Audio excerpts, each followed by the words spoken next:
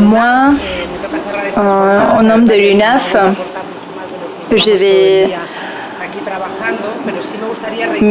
suis chargée de la clôture de la séance, de la journée. Je tiens à remercier le soutien des institutions parce que c'est vrai, on a besoin de ce soutien, sans lequel les programmes que l'on mène ne seraient pas possibles, comme les 7 programmes qu'on essaye d'organiser, parce que la philanthropie privée normalement ne soutient pas ce type de programmes. C'est pour ça qu'on a absolument besoin de l'appui, du soutien du public, spécialement de la lutte contre la violence de genre. Et je remercie AECID et le ministère du Travail qui finance ces programmes dans le cadre d'un programme plus vaste de l'Union européenne. Donc nous avons reçu ces ambassadrices, ces jeunes ambassadrices du réseau contre la mutilation génitale féminine de l'Europe. Nous sommes aussi près des élections européennes d'ici quelques mois et il faut faire du lobbying en Europe, parce que ce sont des progrès que c'est dur à atteindre quand les consensus se rompent, le consensus basique.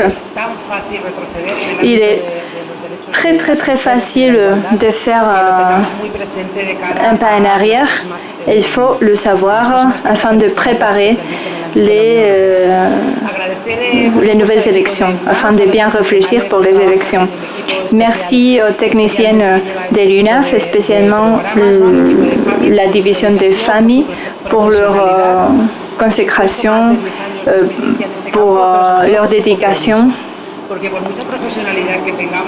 et pour consacrer du temps, parce que sans votre engagement, même si on a la responsabilité, sans l'engagement des techniciennes, il n'y aurait rien, ou au moins il y aurait moins d'incidence. Il s'agit d'un travail en réseau avec d'autres entités, les entités qui sont présentes, qui sont représentées aujourd'hui et qui ont de la représentation ici, et d'autres entités qui n'ont pas pu venir. Et je tiens à vous féliciter et à vous souhaiter bonne chance. Et finalement, d'autres associations et les publics, chacune, nous savons maintenant que cette journée a été logique ou a été valable ou positive, parce que nous savons que demain, nous serons plus nombreux. Les journalistes, les médiatrices, les médiateurs, les personnes qui nous ont suivis, qui nous ont écoutés pendant toute la journée. Merci. Merci de votre travail, le travail qui, quelqu'un disait, ne peut pas s'arrêter le 6 février. Pour vous, en tant que militante, tous les jours sont le 6 février. Parfois, vous avez très peu de participantes qui sont néanmoins très importantes parce qu'elles conforment le contexte qui nous permet de travailler. Je pense que Nicole disait le poids de la tradition nous tue. Mais le poids de la tradition est la tradition patriarcale. Et donc ce défi est d'autant plus compliqué parce que toute transformation est difficile, mais les transformations difficiles sont les plus compliquées. Ce sont les défis les plus difficiles et de rendre la liberté plus simple, d'atteindre la liberté des femmes, nous le savons. Au sein du féminisme, ce sont très difficiles, mais c'est aussi passionnant, parce que le système culturel du système patriarcal imprègne tous les systèmes sociaux, toutes les générations, et toutes les périodes de l'histoire. Donc chaque personne, à chaque moment, depuis nos perspectives de vie, depuis nos perspectives historiques, nous savons que c'est un chemin que l'on doit marcher ensemble. UNAF est une entité composée de 22 associations de familles, parce que la famille est toujours et a toujours été partout, dans tous les continents. L'histoire a été l'institution basique pour contrôler, pour vérifier les droits des femmes partout, dans toutes les cultures, dans tous les continents. L'origine du UNAF est justement vient de là. On nous a dit, par exemple, qu'on ne travaille pas suffisamment sur le fléau des mariages forcés.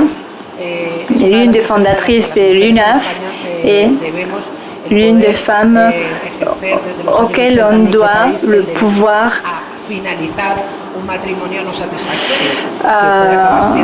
les droits à nous divorcer. Pas forcément un mariage forcé, mais grâce à elle, on peut divorcer en Espagne. María Pérez del Campo.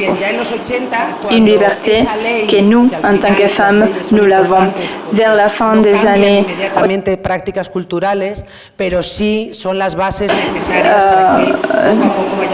Dans les années 80, nous avons eu cette loi qui nous permet de divorcer et la pratique a changé petit à petit et la loi a été indispensable pour changer la pratique, bien sûr accompagnée d'autres stratégies. Par exemple, cette loi en Espagne nous a permis de valoriser la diversité familiale. Et c'est aussi à l'origine de l'UNAF, la défense et l'accompagnement de tout type de famille dans la poursuite de tous les droits sociaux. Et c'est pour ça qu'on inclut la perspective de travail de l'inclusion des familles migrantes, en faisant attention à tous leurs besoins et l'intervention depuis notre perspective, mais sachant quels sont les besoins des familles, les besoins réels. Et finalement, si on parle d'un changement culturel, il est important,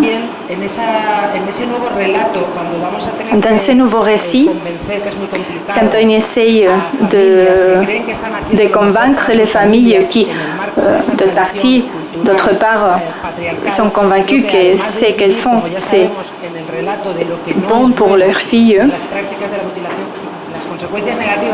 Mais en même temps, nous avons les conséquences négatives de la mutilation génitale féminine. Et il faut donc construire des récits positifs, des récits des conséquences de ne pas mutiler, d'arrêter la mutilation.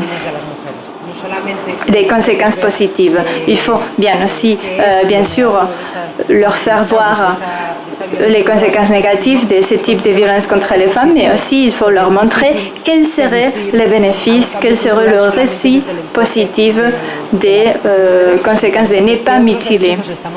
Mais aussi parce que bien sûr est un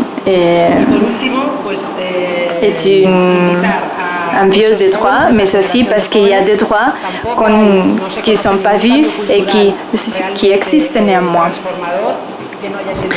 Tous les changements culturels qui se veulent novateurs ont été pilotés par les plus jeunes générations.